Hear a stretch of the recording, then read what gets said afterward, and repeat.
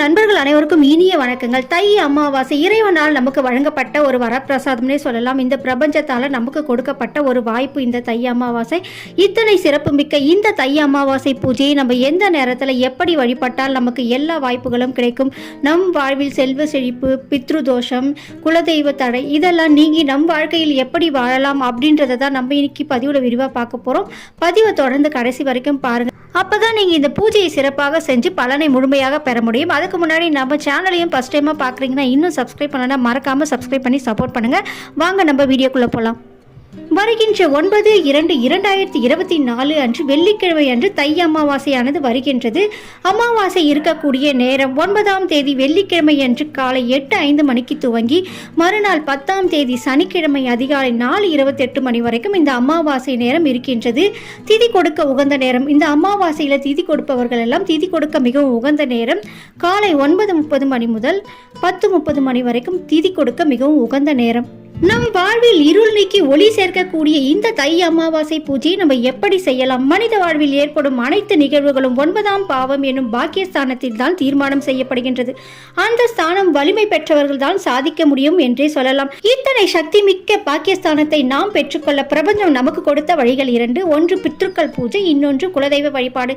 இந்த இரண்டையும் நம் வாழ்வில் சிறப்பாக செய்து வந்தாவே நம் வாழ்க்கையில் இருக்கக்கூடிய வறுமை, பித்ருக்கள் தோஷம், பித்ருக்கள் சாபம், திருமண தடை, குழந்தை பிறப்பில் தடை, வறுமை, நீடித்த நோய் இதெல்லாம் நீங்கி நம் வாழ்க்கையில் எப்பவுமே இனிமையான ஒரு வாழ்க்கையை நாம் வாழலாம்.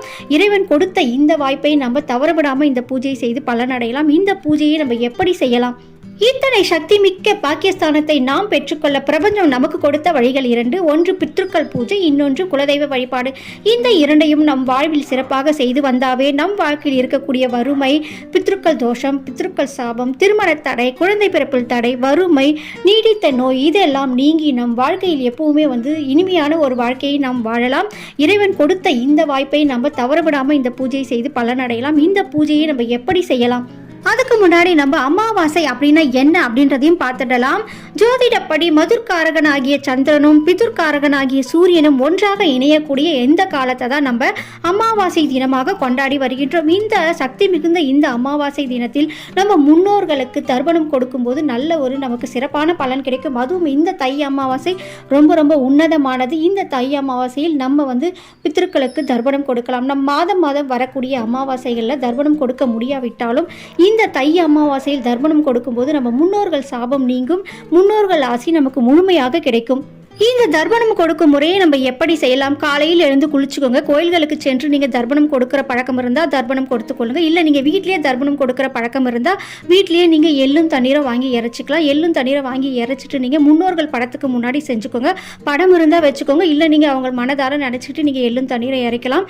இறைச்சிட்டு நீங்கள் அந்த தண்ணியை எள்ளும் தண்ணீரை நீங்கள் இறைச்சி அந்த தண்ணியை கால்படாத இடங்களில் பூமியில் சேர்த்துருங்க. அப்படி இல்லைன்னா உங்கள் வீட்டு பக்கத்தில் ஏதாவது நீர்நிலைகள் இல்லை கடல் ஏதாச்சும் நீங்கள் போகிற மாதிரி இருந்தால் அங்கே போய் இதை சேர்த்துருங்க. கோவில்களுக்கு சென்று நீங்கள் தர்ப்பணம் கொடுக்கும் பழக்கம் இருந்தால் அதையும் நீங்கள் செஞ்சு கொள்ளலாம். நேரம் நம்ம சொல்லியிருக்கக்கூடிய 9:30 மணிலேருந்து 10:30 மணிக்குள்ளே நீங்கள் இந்த தர்ப்பணம் கொடுக்கலாம். அதன் பிறகு நீங்கள் விரதம் இருக்கணும். கட்டாயம் நீங்கள் தர்ப்பணம் கொடுப்பவங்க காலையில் நீங்கள் பால் பழம் மட்டும் எடுத்துகிட்டு நீங்கள் இந்த தர்ப்பணம் கொடுக்கலாம். மதியம் நீங்கள் உணவெல்லாம் செஞ்சு படைச்சிக்கோங்க. வாழைக்காய், சாம்பார் இந்த மாதிரியான நீங்கள் எப்பவும் அமாவாசை படையலுக்கு என்ன செய்வீங்களோ அதெல்லாம் செஞ்சு படையலிட்டு முன்னோர்கள் படம் இருந்தால் முன்னாடி நீங்கள் இதை படையலிட்டு பூஜையை செய்யலாம். முன்னோர்கள் படம் இருந்தால் அந்த படத்துக்கு முன்னாடி நீங்கள் படையல் இட்டு தூப தீபங்கள் காட்டி இந்த பூஜை வழிபாடை நீங்கள் செய்து கொள்ளலாம். நீங்கள் படையலிட்டு பூஜையெல்லாம் முடித்த பிறகு நீங்கள் காகத்திற்கு உணவு வைத்து அதன் பிறகு நீங்கள் சாப்பிடலாம். சாப்பிட்டு நீங்கள் விரதத்தை முடித்து கொள்ளலாம். வருகின்ற தை அமாவாசை தினத்தன்று குலதெய்வ வழிபாடு செய்வதும் ரொம்ப ரொம்ப சிறப்பான பலனை தரும். நம்ம முன்னோர்களுக்கு தர்ப்பணம் கொடுத்து வழிபாடு செய்த பிறகு நீங்கள் குலதெய்வ வழிபாடும் செய்து கொள்ளுங்க. குலதெய்வத்தோட அருள் இருந்தால் தான் நமக்கு முன்னோர்களுடைய ஆசையும் குலதெய்வத்தோட அருளும் இருந்தாவே நம்ம வாழ்க்கையில் எல்லா வளங்களையும் பெற்றுக்கொள்ளலாம். குலதெய்வ வழிபாடும் செஞ்சு கொள்ளுங்க. இந்த தை அமாவாசை ரொம்ப ரொம்ப உன்னதமானது. தவற விடாமல் இந்த பூஜையை செய்து பலனடைங்க. அதுவும் இல்லாமல் இந்த தை அமாவாசை தினத்தன்று அன்னதானம் செய்வது ரொம்பவே நல்லது. முடிந்த வரைக்கும் எல்லாருக்கும் அன்னதானம் செய்யுங்க. நிறைய பேருக்கு அன்னதானம் செய்யணும்னு அவசியம் இல்லை. உங்களால் எத்தனை பேருக்கு முடியுமோ அத்தனை பேருக்கு அமாவாசை தினங்களில் அன்னதானம் செய்யும்போது நமக்கு இருக்கக்கூடிய பூர்வ ஜென்ம பாவங்கள்லாம் தீரும். அதுவும் அமாவாசை தினம் அன்று காளி தெய்வமான அங்காளிக்கும் உகந்த நாள். அமாவாசை அன்று அங்காளம்மன் பூஜை செய்து வழிபாடு செய்தாலும் நம் வாழ்க்கையில் நல்ல பலனை பெறலாம். அங்காளம்மன் ஆலயம் இருந்தால் போயிட்டு தீபம் போட்டுட்டு வாங்க. இல்லை வீட்டிலேயே நீங்கள் நினச்சிட்டும் தீபம் வச்சு வழிபாடு செய்யலாம். கண்டிப்பாக இந்த வழிபாடெல்லாம் நம்ம செய்யும்போது நம்ம வாழ்க்கையில் எல்லா மாற்றங்களும் நிகழும். வாழ்க்கையில் செல்வ செழிப்போடு இனிமையான வாழ்க்கையை நாம் பெறலாம். கண்டிப்பாக இந்த பூஜை செய்து பலனடைங்க. இந்த பதிவு உங்களுக்கு பிடிச்சதுன்னா லைக் பண்ணிக்கோங்க. உங்கள் நண்பர்கள் உறவினர்களையும் பகிர்ந்து கொள்ளுங்கள். அவங்களும் பயனடையட்டும். நன்றி, வணக்கம்.